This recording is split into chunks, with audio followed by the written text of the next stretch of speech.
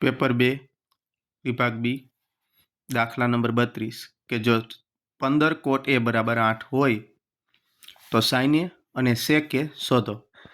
હવે યાદ રાખવાનું કે આ ત્રિકોણમિતિનો દાખલો છે તો ત્રિકોણમિતિના બધા સૂત્ર આપણે આવડવા જોઈએ। એટલે કે આની અંદર 6 વિધેય છે। સાઇન તો સાઇનનું સૂત્ર સાઇન શાક, કોસ પાક, ટેન સાપા, કોટ પાસા, સેક કપા અને કોસેક કસા।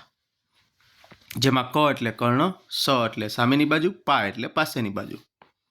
તો આપણે જોઈએ કે 15 કોટ એ છે તો હવે આપણે આગળ કરીએ તો 15 છે ને ક્યાં મોકલી દેશું? ભાગાકારમાં। એટલે કે કોટ એ બરાબર શું થયું? 8/15। એટલે કે કોટનું સૂત્ર પાસા જેની સાથે સરખાવીએ તો આપણો ખૂણો કોણ છે? તો કે એ। તો કે એની પાસેની બાજુ 8 અને સામેની બાજુ કેટલી થશે? 15। આપણે ત્રિકોણ દોરીએ કે કેવો ત્રિકોણ? તો કે કાટકોણ ત્રિકોણ। એમાં એબીસી નામ આપીએ તો એની પાસેની બાજુ કોણ થાય? એબી, જેના કિંમત કેટલી થાય? તો કે 8 અને સામેની કેટલી? તો કે 15।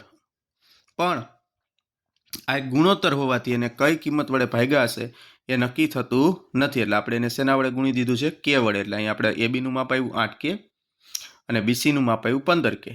પણ આપણે સૂત્રની અંદર કર્ણ પણ જોઈએ એટલે કે એસીનું માપ પણ જોઈએ તો એસીના માપ માટે આપણે કોનો ઉપયોગ કરશું? તો કે 90 અંશનો ખૂણો એટલે કે કાટકોણ ત્રિકોણ હોય ત્યારે આપણે પાયથાગોરસને યાદ કરશું।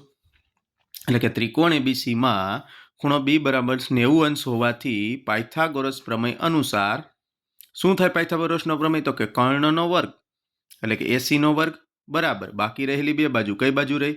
એબી, તો એબીનો વર્ગ વત્તા બીજી બાજુ બીસી, બીસીનો વર્ગ। સૂત્ર મૂક્યું જેની અંદર કિંમત મૂકીએ તો કે ભાઈ એસી સ્ક્વેર મેળવવો તો એઝ ઇટ ઇઝ બરાબર એબી કેટલા છે? 8 તો કે 8નો વર્ગ વત્તા બીસી 15 તો 15નો વર્ગ। 8નો વર્ગ કેટલો થાય? 64, 8 8 64 પછી 15નો વર્ગ એટલે 15 × 15 225। બંનેનો ટોટલ કરીએ કેટલો આવશે? 289। સામેની બાજુ વર્ગ હતું, જો આ બાજુ આવશે તો વર્ગનું શું થઈ જશે? વર્ગમૂળ। એટલે એસી બરાબર વર્ગમૂળમાં 289। જે 289નું વર્ગમૂળ કરશું તો ખ્યાલ આવશે કે એસી બરાબર કેટલા થાય? 17। પણ આ એક ગુણોત્તર બાજુ હોવાથી એને પાછળ કે લગાડી દેશો એટલે એસી બરાબર શું થઈ જશે? 17K। હવે કે જેની અંદર આપણે માંગ્યું હતું એ વસ્તુ કે સાઇન, તો હમણાં આપણે વાત કરી કે સાઇનનું સૂત્ર શું છે? સાઇન શાક। એટલે કે સાઇન એ બરાબર શાક, તો એની સામેની બાજુ કોણ છે? તો કે આપણે હમણાં જોયું કે સાઇનની સામેની એની સામેની બાજુ બીસી અને કર્ણ કોણ છે? એસી। એટલે બીસીના છેદમાં એસી આપણે કિંમત મૂકશું કે બીસીના છેદમાં એસી, તો બીસી કેટલા હતા? 15K ના છેદમાં એસી 17K। કે ઉડી જાય એટલે સાઇન એ બરાબર શું આવ્યું? 15/17। એ જ રીતે સેકનું સૂત્ર કે સેક એ બરાબર કપા। કપા એટલે કર્ણના છેદમાં પાસેની બાજુ, તો એની સામેની બાજુ કર્ણ કોણ છે? એસી। કર્ણ કોણ છે? એસી અને પાસેની બાજુ કોણ છે? એબી, તો એસીના છેદમાં એબી। એસીની કિંમત કેટલી છે? તો કે હમણાં જ આપણે લખ્યું એસીની કિંમત કેટલી? 17 અને પાસેની બાજુ કેટલી હતી? તો કે પાસેની એટલે આવડી થાય એબી, જેની કિંમત કેટલી છે? 8।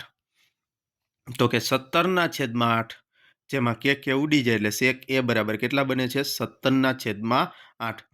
આવી જ રીતે બોર્ડની અંદર સાઇન એને બદલે કોસ એ પણ પૂછાય અને સેક એને બદલે કોસેક એ પણ પૂછાય, એટલે એની પણ પ્રેક્ટિસ કરી લેવી।